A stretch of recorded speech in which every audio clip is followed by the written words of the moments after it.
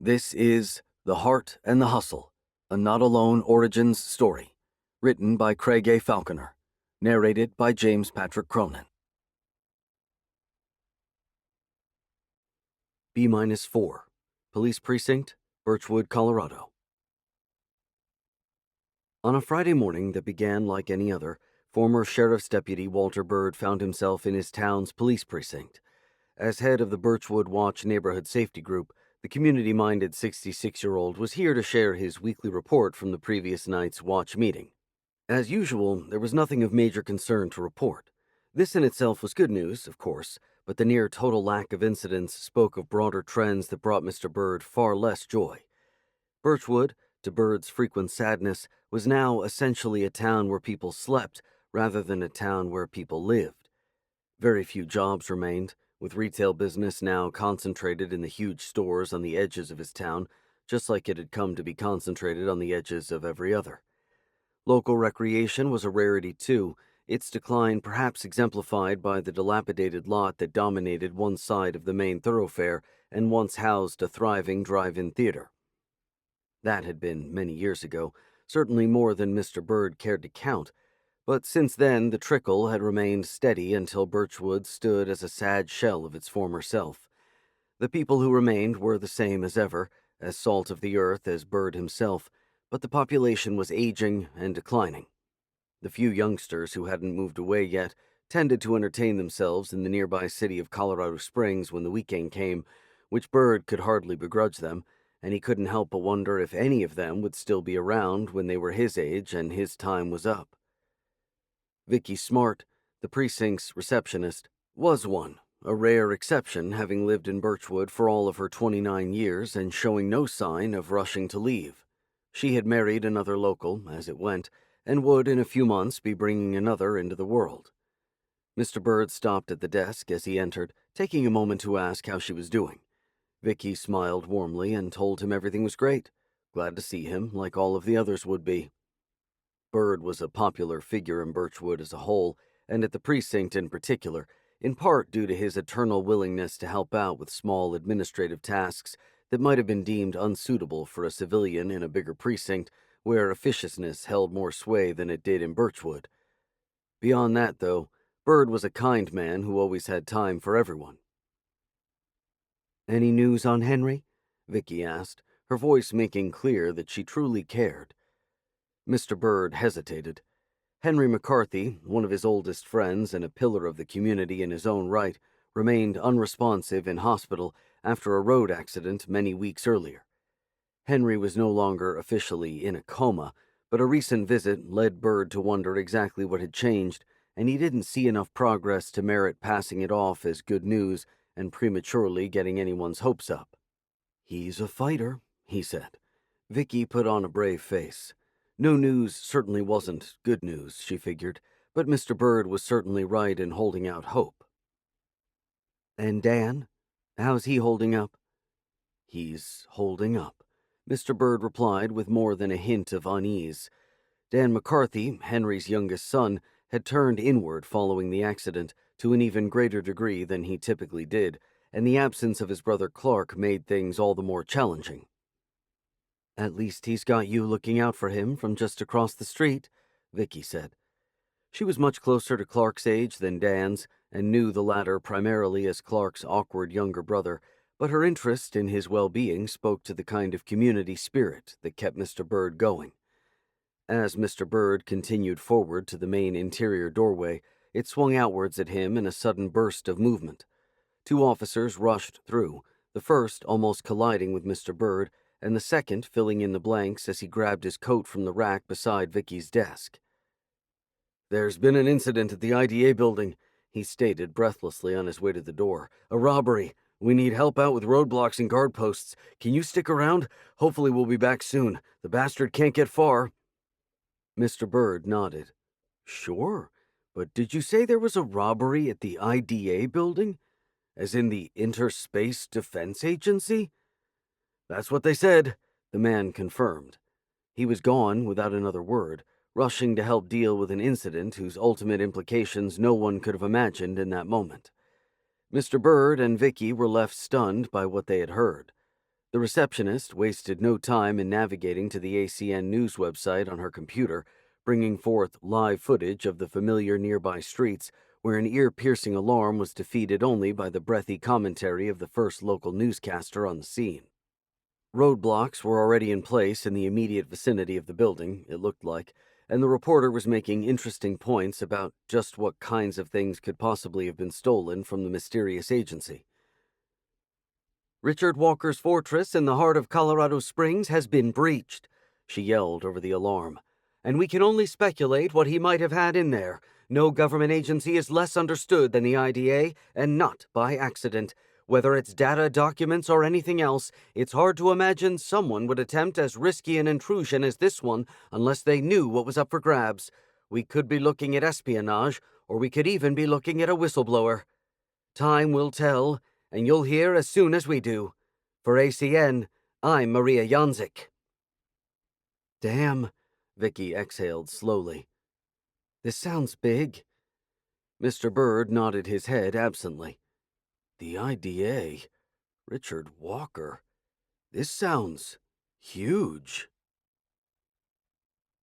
Speculation was rampant for the next 20 or so minutes, both in the news reports and analysis playing through Vicky's computer, and among the precinct staff Mr. Byrd sat down with to mull it all over. His uneventful Birchwood Watch meeting from the previous night was already forgotten, and as one of the town's de facto elders, the officers were keen to hear what he thought about the developing situation. Mr. Byrd was a natural storyteller, always ready and willing to dive into the finer points of Birchwood's history or just about anything else. He spoke with a gentle tone and cadence, even when perturbed or unsettled, and today was no exception. Richard Walker wasn't someone a wise man would ever steal from, Byrd insisted, recounting illustrative anecdotes he'd heard from others who had the dubious privilege of meeting the one-time presidential candidate and ever-controversial figure. Word from the officers who had been dispatched to assist in the manhunt and localized lockdown came in dribs and drabs, revealing first that the streets were teeming with the biggest police presence they could ever remember, and then that more senior voices on their comms channels were already talking about the likelihood of an inside job. "Guys," a loud voice called. They all got up from their table in the break room, where Mr. Byrd was always a welcome guest, and hurried to check that Vicky was all right.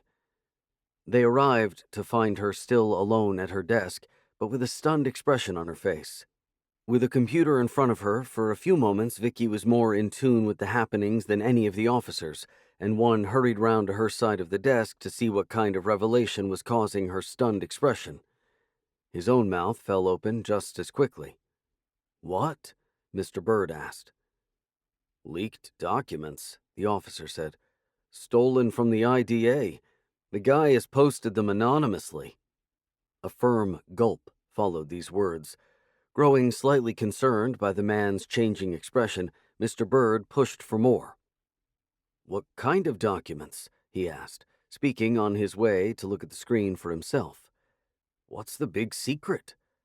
A vocal reply came from Vicky just before he saw for himself. Her one-word answer was one he hadn't seriously considered possible, and one that would change life in Birchwood and everywhere else forever.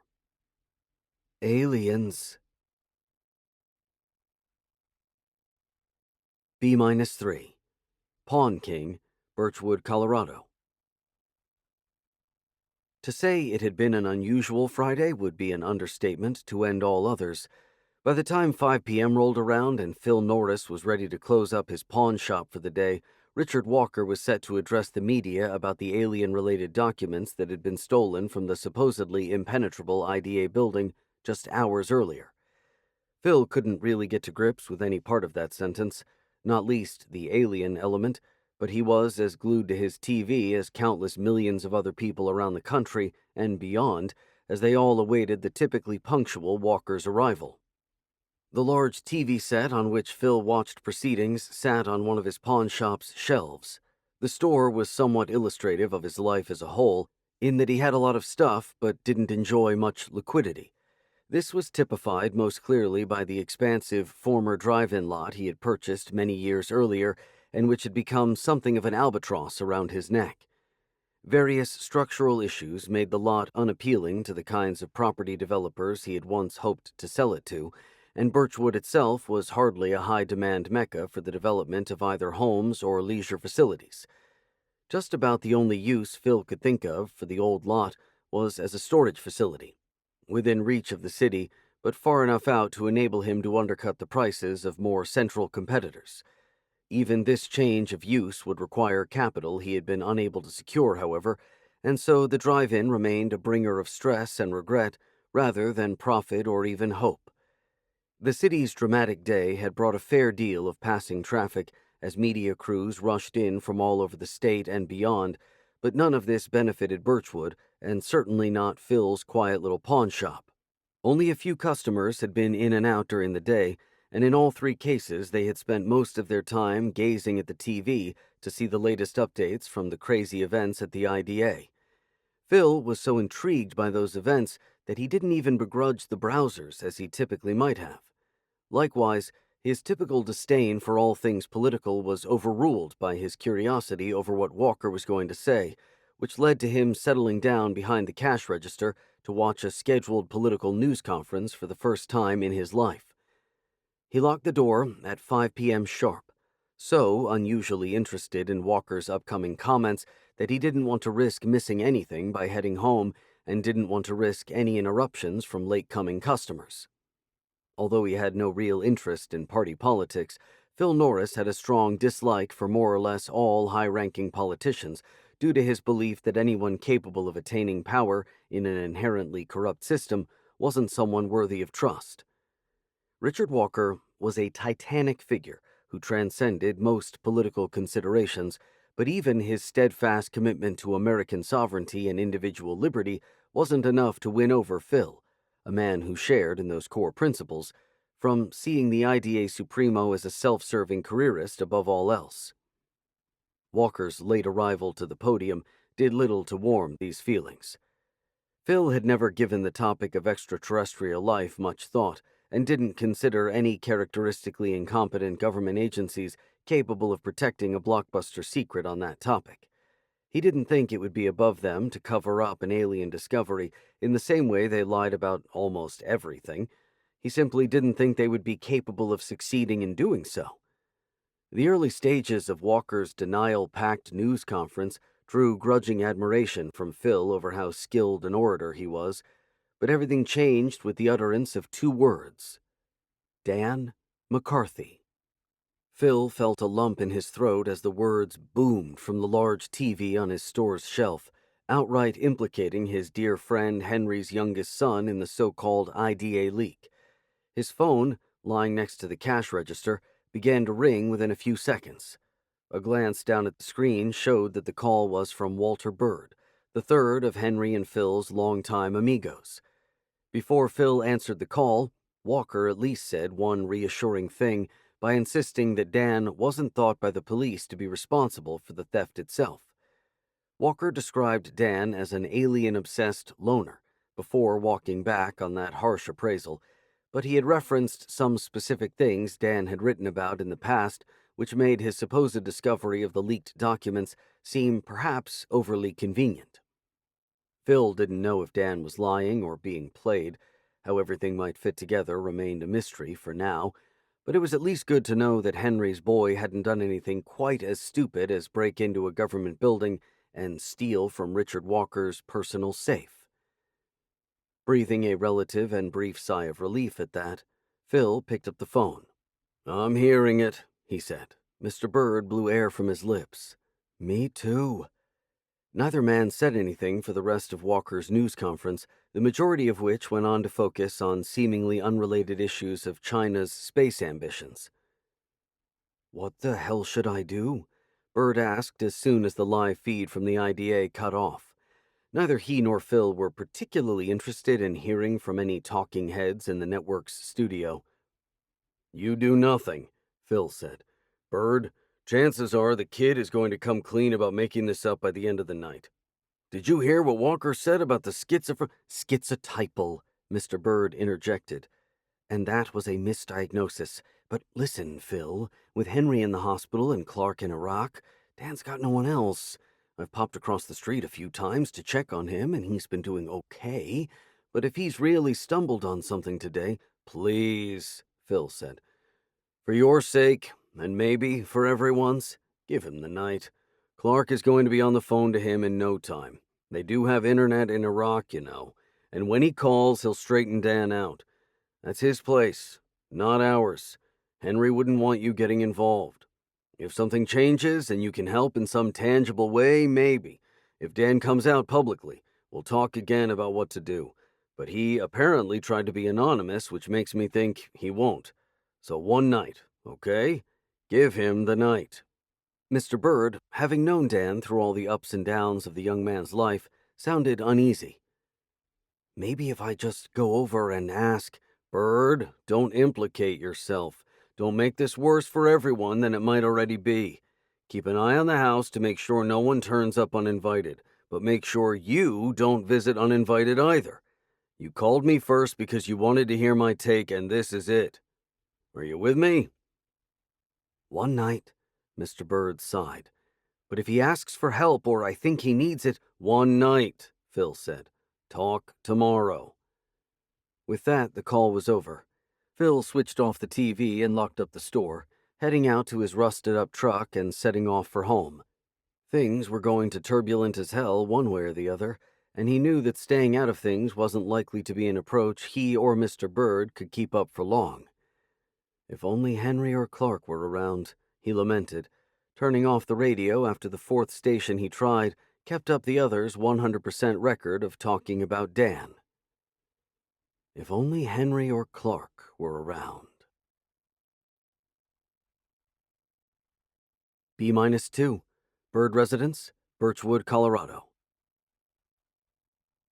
Tortured by ever-increasing media scrutiny of his close neighbor and young friend Dan McCarthy, Walter Bird endured the longest evening of his life before ultimately retiring to bed at 1 a.m. Dan hadn't cracked, as Phil Norris had predicted, and some media analysis of the documents he had leaked pointed towards a genuine possibility that they were bona fide proof of a far-reaching government cover-up. Time would tell on that front, of course, but what the evening had revealed was that Dan himself believed that the files were real. Mr. Bird concluded this with absolute certainty, sure that no one would so manfully take the kind of flack that had been sent Dan's way unless they truly stood behind their actions. The only visitor over the course of the evening had been a young woman who knocked on the door, only to be sent away by Dan in short order. His expression had looked relatively relaxed as Mr. Bird watched from his window across the street, and their conversation had appeared non-confrontational. The woman was well-dressed, initially leading Mr. Bird to think she was a reporter of some kind, but the fact she arrived with no camera and left with no fuss left him doubtful of this.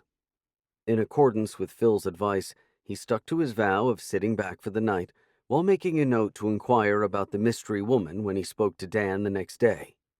Sleep didn't come easily for Mr. Bird and his active mind, and around an hour after putting his head down, he sat bolt upright in reaction to a sudden and ridiculously bright light outside. "What the hell?" he groaned. One peek through the blinds revealed a Blitz news van on the street, parked directly in front of Mr. Bird's house and causing far more disruption than he could tolerate. Bothering Dan silently would have been bad enough, but bothering the whole neighborhood like this just wouldn't fly. Mr. Bird quickly got dressed and just as quickly went outside to remonstrate with the Blitz news crew. On the street, he saw two other vans, both of whose occupants remained more respectfully inside their vehicles. His complaints to the Blitz crew fell on deaf ears, but drew nods of implicit support from the other reporters. Various Blitz media properties were roundly hated in their respective circles, be it TV news or print magazines, usually for the no-holds-barred amorality and invasiveness of their employees. The smug looks on the Blitz team's faces when Bird briefly conversed with one of the other reporters made his blood boil, and brought conflicted feelings about whether it would have been better or worse if Henry or Clark had been there to deal with them. Neither Dan's older brother or their father were famed for their calm demeanors, and Clark's physical stature in particular would typically cause any adversary to flee while they had the chance. Something about the greasily slick Blitz News reporter in attendance made Mr. Bird think he wouldn't have left so easily, though, and he thought the man would probably have enjoyed baiting Clark into some kind of reaction. The idiot probably would have considered a beating not only worth the fame it would bring, but in fact a desirable outcome, sure to generate exclusive and explosive footage courtesy of the attendant cameraman. Mr. Bird considered that he himself would have liked to see Clark dealing with the idiot shining a powerful floodlight into the family home after midnight, but he mentally acknowledged that it was probably better the rest of the world wouldn't see such a thing. In any case, with the Blitz crew having resisted his own encouragement to depart, Mr. Bird finally made his way across to Dan's door and was glad to see it swing carefully open as he approached. "Since when did you have paparazzi?" he asked, attempting to keep it light to begin with since he could only imagine how much stress Dan was under. Immediately, Dan dived right into a heartfelt lament about how he hadn't wanted any of this to happen and had done all he could to leak the IDA files anonymously. Mr. Bird tried to reassure him that no one was blaming him for the idiots outside, but in truth he could have done with some reassurance of his own that Dan was going to be okay. The young man had endured a lot in his life, from his mother's departure to his father's near-fatal accident, and all of the challenges in between, but on no occasion had he ever looked as troubled or as helpless as he did in that moment. Calling his friends at the police precinct struck Mr. Bird as the obvious thing to do, given that the Blitz News crew were making such an overt nuisance of themselves at such an antisocial hour, but Dan seemed dead set against this idea. He suggested calling Clark first to see what he thought they should do, but the call went frustratingly unanswered. Mr. Bird walked to Dan's window and peeked out to see if anything else was happening, then sighed all over again as he saw another neighbor emerging from her home. "Old Mrs. Naylor is out giving them a piece of her mind," he said. "We're going to have to do something, son." Dan looked at his phone in frustration, wishing Clark would just pick, then had one last idea. He explained as he searched for a business card that he was going to call a PR rep who had stopped by earlier, which gave Mr. Bird an overdue aha moment regarding the visit earlier in the evening. The mention of a PR rep didn't exactly set Mr. Bird's heart aflutter in any positive sense, but help was help, and he hoped she could provide some. For the next few moments, he watched and listened as Dan made the call. He heard an enthusiastic and young female voice on the other end of the line, one that quickly turned more serious as Dan explained what was happening. Before long, after only a quick back and forth which seemingly led to Dan accepting the expert's suggestion rather than reaching any meaningful compromise between his initial position and hers, the young man asked if Mr. Bird could deliver a simple message to the news crews outside. Mr. Bird paid keen attention, internalized the short instruction, and gladly stepped outside to deliver it. "Dan's not talking to you in the middle of the night," the usually softly spoken man announced in a powerful tone, "and he's sure as hell not talking to you in the middle of the street. He's a reasonable man, and we know you have a job to do, so here's the offer. If you leave now and don't come back, he'll talk to you at the old drive-in on the edge of town at 5:40. It's only a few hours, and it'll be a world exclusive just for you three crews. Do we have a deal?" "World exclusive?"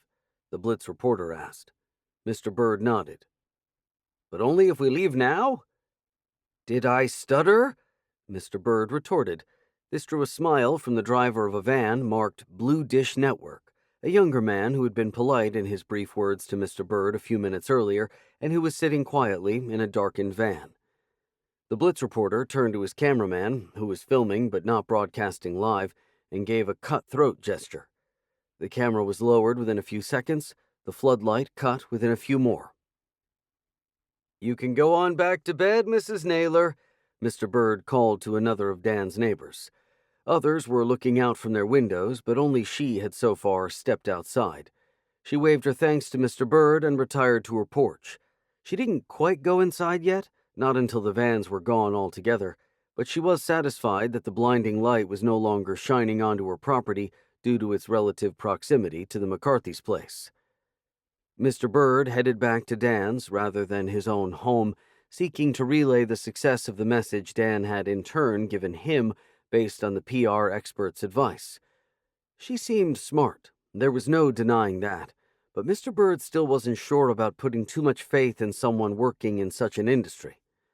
When he stepped back inside, Mr. Bird was glad to see Dan holding the phone to his chest before speaking. This suggested that he, too, was retaining a sense of perspective about the woman on the end of the line as a temporary helper rather than someone they could necessarily count on as a true ally. "How did it go?" Dan asked quietly, taking care not to show himself at the door in case any cameras were pointing inside. This was down to his general camera shyness rather than an attempt to remain anonymous, of course. Those days were long gone. But once again, Mr. Bird was glad to see that he was retaining a sharp state of mind. Mr. Bird happily relayed the plan's success in getting rid of the disruptive Blitz news crew in particular, then offered to join Dan at the drive-in when the time came. "The media can be snakes, son," he said. Dan's reply that the PR rep would be speaking for him didn't fill Mr. Bird with warmth, but her quick-thinking skills and ability to control the obstinate Blitz crew had already been evidence, and it already seemed clear that Dan could do a lot worse. There was no going back to the world of the previous night, and there was no way Dan could face the media alone. Mr. Bird would have been just as out of his depth in all likelihood, and Dan looked far more relaxed with the phone in his hand and the woman on the other end of the line than he had before making the call. It wasn't ideal, but nothing was, so Mr. Bird nodded in acceptance and stepped back towards the door to leave. Before leaving, he asked the one question he couldn't shake, not wanting to insult Dan's intelligence, but really feeling like it had to be said. He qualified the question of whether Dan could completely rule out the files he found being someone's idea of a joke, insisting he knew that Dan hadn't made any of it up, but Dan's quickly changing expression made clear that the very implication he was being hoodwinked was an insulting one. "Good night, Mr. Bird," he said flatly, giving this as his only answer. Satisfied that he had done all he reasonably could to de-escalate a potentially explosive situation, and hoping Dan's apparent faith in his new PR representative was well placed, Mr. Bird crossed the street once more. This time, he had no illusions of being able to fall asleep, and could only hope 5:40 a.m. would come around quickly and pass without too much trouble. B-1, Norris Residence, Birchwood, Colorado. It was a rarity for Phil's phone to ring or chime at any time of day, given both his low-key life and general distrust of authority, and for this reason he never put his handset into Do Not Disturb mode when he went to sleep. This in turn roused him earlier than usual as an unprecedented deluge of calls and notifications arrived all at once sometime around 6:05 a.m. They came from acquaintances and friends alike, and the first text message Phil saw was one that conveniently summed up the reason for the burst of activity. "Are you seeing this? Media scrum in your lot. ACN right now." Phil rushed to his living room TV and flicked to ACN, where, sure enough, he saw a live broadcast emanating from his empty drive-in lot.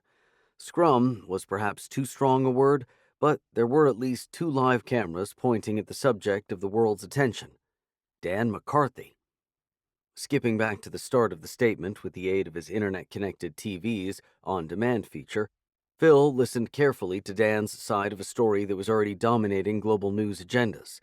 It came as something of a surprise to see Dan sticking to his guns, and even more so to hear him speaking in such a relatively eloquent manner. Phil and Dan hadn't spent a lot of time together, or even crossed paths all that often, but the few instances Phil could remember had brought back memories of an awkward teenager who often stumbled over his words and had a hard time maintaining eye contact. That all looked to be a thing of the past, even under the glare of live TV cameras, and Phil was glad to see it. On more than one occasion over the years, Henry McCarthy, usually a few beers into the night, had admitted his difficulties in connecting with Dan in the same way he had with Clark. Dan was far more of a natural introvert and had far less interest in the things Henry had in common with his older son, but Mr. Bird had often been the one to point out that Dan's personality was understandably different given how much younger he had been when the boy's mother walked out on them. Phil, like Henry, wasn't one to talk much about anything bordering on the emotional or sentimental, so the conversations never went far. It was heartening, nonetheless, to see that Dan had come out of his shell somewhat, even if the circumstances of his doing so were more than a little concerning. A secondary reaction to hit Phil, an entrepreneurial-minded man who'd been somewhat down on his luck of late, was that he should have been getting paid for this use of his property as an interview set. This feeling grew at the end of the interview when Dan stated that he didn't know how often he would have cause or desire to address the media, but that he would like to do so in the drive-in again whenever the time came.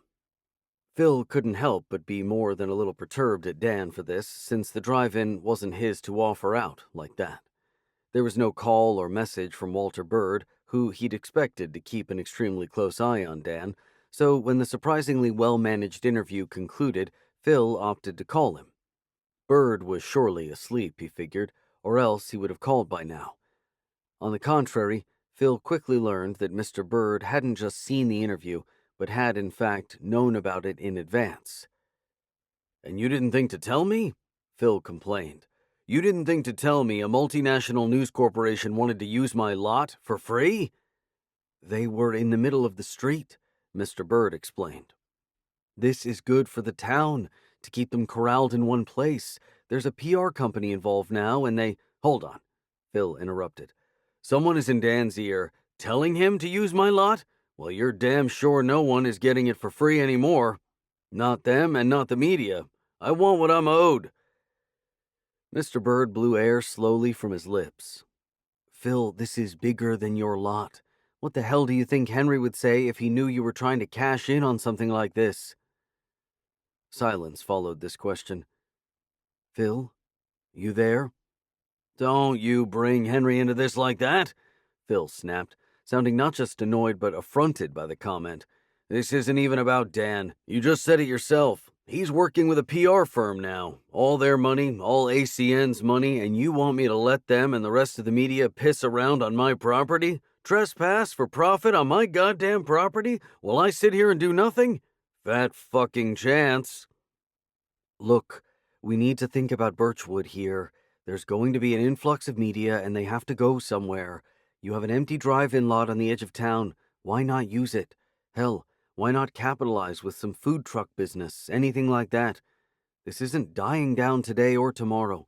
The drive-in could be a tourist attraction by the end of this. If you put up blocks and start charging for entrance, that doesn't happen." Phil paused to think this over. "One day," he said. "I'll see how things go down there, and I'll see what else comes out about this leak. But tomorrow, if I see fit, I'm putting up blocks and asking the police to protect my property. I pay my taxes, they owe me that. And hell, they can stop the media leeches driving into the dead-end residential streets towards the McCarthy place while they're at it. And your Birchwood Watch guys can help out." "We'll be swamped," Mr. Bird said. He felt now like he was walking a fine line, glad that Phil had at least relented enough to leave his lot open for the day, but keen to push for a broader promise that he wouldn't go back on his decision when tomorrow came. "Well then, hopefully things go well today," Phil replied. "But say, Bird, before I go, tell me one thing." "Shoot." "Do you believe him? Even now that we know he's working with a PR firm? I know he's Henry's boy, but he always was different. Just because I'm not making money from this, that doesn't mean no one is. Catch my drift?" "Dan doesn't have it in him to think like you, Phil," Mr. Bird said, ending the call there. The two men went back a long way and often argued like brothers, but the dramatic developments of late had led to a different kind of tension between them.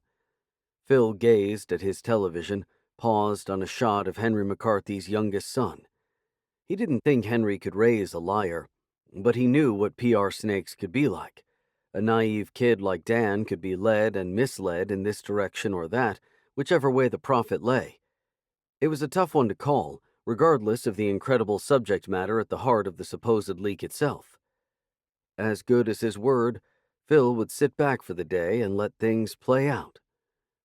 Where the situation went from there was largely dependent on where Dan McCarthy and his new advisor might take it. B-0, Pawn King, Birchwood, Colorado. Saturday was typically Phil's busiest day of the week at the pawn shop, and this one proved no different. What was different was the chattiness of his customers, with even those pawning things they would rather have held on to, unable to refrain from asking Phil's view on the Dan McCarthy alien issue. Birchwood was a small town, and Phil was among its most prominent figures, alongside the unfortunately incapacitated Henry McCarthy, so everyone sought his take while sharing their own. The vast majority spoke in support of Dan, some evoking Richard Walker's slipperiness and the shamefully inaccurate article Blitz Online had published early in the morning. Phil's first reading of that article made his blood boil, particularly when he reached the line that indefensibly mischaracterized Clark McCarthy as a mercenary. There was no excuse for that.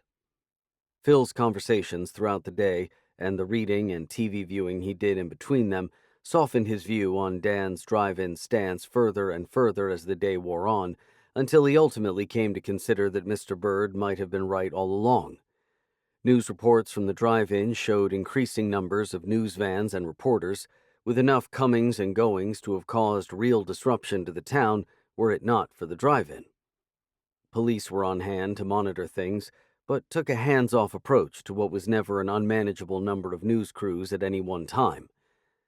Speculation, among many reporters, was that Birchwood would become the media capital of the country if further proof came out, adding veracity to Dan's leaked files, and it took a concerted effort from Phil not to start counting his chickens from the kinds of revenue-raising potential this attention could generate in the medium term.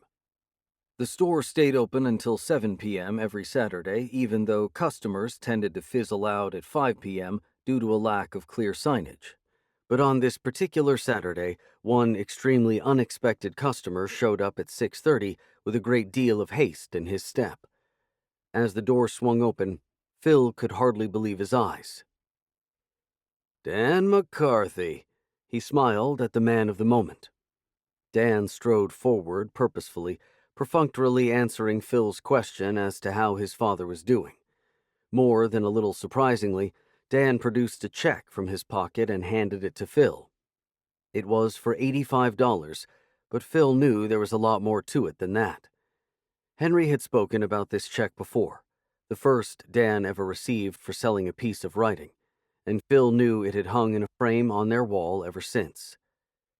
Phil looked at Dan without speaking and accepted the check. In a single moment, this changed everything. Dan's face was honest, innocent, and true, and his action was a desperate one. For Dan to be cashing this check, Phil knew he couldn't have been making a penny out of anything that was going on, and thus that he was putting himself out in front of a largely hostile world for something much bigger: the pursuit of truth. Accepting the check and counting out Dan's $85, Phil told him to forget the standard $5 fee since he was Henry's boy. Dan thanked him for the offer, but tried to insist on paying, only relenting when he realized just how generously stubborn Phil was going to be about it. The man wouldn't hear Dan's objections and wished him well, waving as Dan set off in even more of a hurry than he'd arrived. "You take care of yourself now, Dan," Phil said. "Stay on your guard." "Thanks again," the youngest of the McCarthy men replied with a nod. And with that he was gone. Phil looked again at the check and placed it in his rear pocket, where it would stay until the right time to return it. No further customers came prior to the store's 7 p.m. closing time, and before leaving, Phil had just one last piece of business to attend to. He lifted his phone from his pocket and called his old friend. "Yup," Mr. Bird answered. "I believe him," Phil said. "The lot is his, theirs, yours, whoever needs it to get this out there. I'll find ways to make it work for me too, but the media can use it again tomorrow. No charge." Far from gloating over Phil's change of heart, Mr. Bird stated only his gladness that his friend had changed his mind. "What swung you?" he asked. "Something you saw? Something you heard?" "Actions speak louder than words," Phil said. "The kid just stopped by and cashed that $85 check from their wall.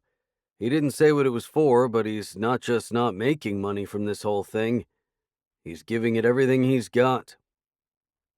"Wow," Mr. Bird said, equally aware of how much that check meant to Dan and how much more than $85 it signified. He didn't have to ask if Phil was going to hang on to it, but the fact Dan had handed it over in the first place spoke volumes. "Wow is right," Phil said. "So I guess this is it, Bird. Whatever we can do to help him, we do it. That's what Henry would have wanted." On the other end of the line, Mr. Bird smiled widely. "It sure is, Phil. It sure is." Thank you for listening to The Heart and the Hustle, a Not Alone Origins story, written by Craig A. Falconer, narrated by James Patrick Cronin, a member of SAG-AFTRA. Produced by Blue Nose Audio. Production coordination by Candace Lawrence. Post-production by Michael Straza. Copyright 2021 by Craig A. Falconer. All rights reserved.